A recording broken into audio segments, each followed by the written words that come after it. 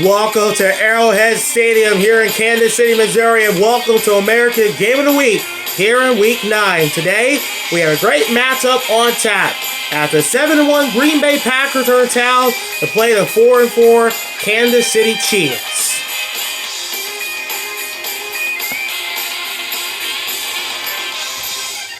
Good afternoon, everyone, and welcome to the NFL on Fox. I'm Tamir Moore, and welcome to Kansas City, and welcome to this game preview of today's game between the Packers and the Chiefs here on America's Game of the Week. This was supposed to be billed the Rodgers versus Mahomes showdown, but as you know, Aaron Rodgers is out because of COVID, and we'll get into that in more detail coming up in just a little bit.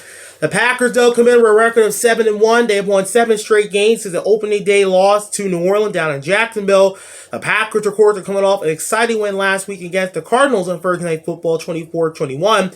The Packers are currently leaders in the NFC North Division. They are the current number 1 seed via their tiebreaker with Arizona at 7-1. But of course, the big story with the Packers, and in this matchup specifically, is the absence of Packer quarterback Aaron Rodgers, who Wednesday tested positive for coronavirus. He's out for this one. And obviously, that's a big loss because Rodgers, Mahomes, everyone was so excited about Rodgers versus Mahomes, but unfortunately, it's not happening. So that sucks.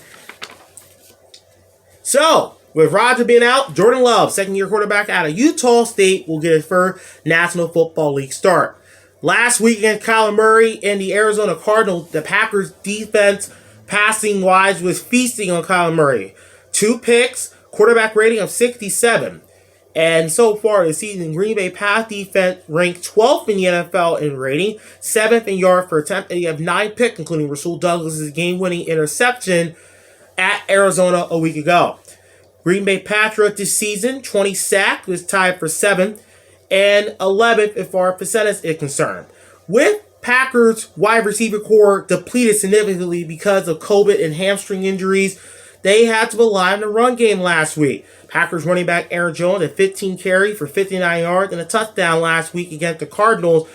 And their other running back, A.J. Dillon, second-year man out of Boston College, had 16 carries for 78 yards and averaged almost 5 yards per carry. Packers quarterback Aaron Rodgers, once they were in the red zone, Aaron Rodgers was able to do his normal Aaron Rodgers stuff. 184 yards, 2 touchdown throws, quarterback rating of 90.4, and the average 5 yards per attempt through the air.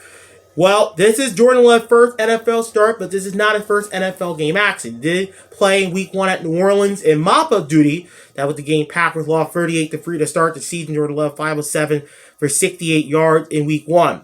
But the good news for the Packers is that their wide receiver roster will be back at full strength again. They get Devontae Adams, Allen Lazard, and Marquez Valdez-Scantling all back today. Devontae Adams so far in this season, 52 receptions and 3 touchdowns. Allen Lazard, 15 receptions for 2 touchdowns. And Marquez Valdez-Scantling has only played in 3 games. In fact, this will be his first game since week 3 at San Francisco 6 weeks ago because he's been out the last 6 weeks with the hamstring. So they're really excited to have Valdez-Scantling back for the Packers today. Meanwhile, the Chiefs come in with a record of 4-4. This has been an unusual, unorthodox season for Kansas City. The Chiefs have been up and down. They started the season 1-2. They have won 3 of their last 5 since.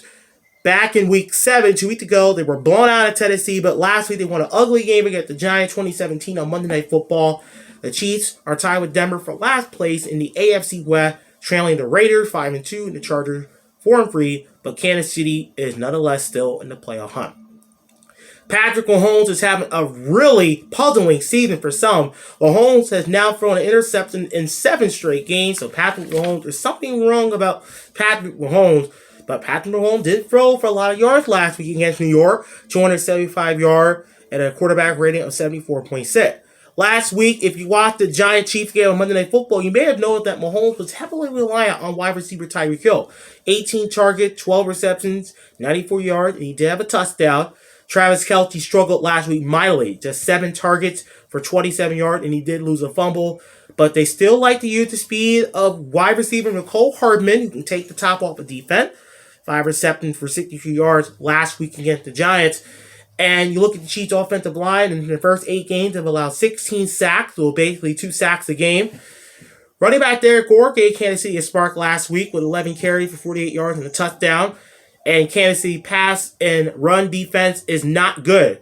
26 as far as pass defense rating concerned, 1.9 in yard per attempt, 8.4. Tied for 26 in rush defense yards per carry, 4.6.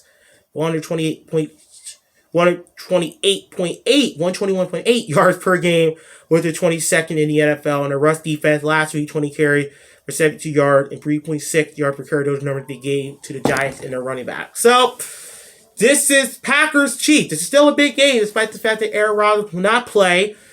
It's the 7-1 Packers versus the 4-4 Chiefs in America Game of the Week. Kickoff is set for 4:25 p.m. Eastern. Thank you for joining us to preview today's game between the Packers and Chiefs. Please join us this upcoming Thursday as we preview the Thursday Night Football Week 10 matchup between the Baltimore Ravens and the Miami Dolphins. Until then, I'm Tamir Moore saying so long, and we'll see you on Thursday night for the game preview between Baltimore and the Dolphins. So long.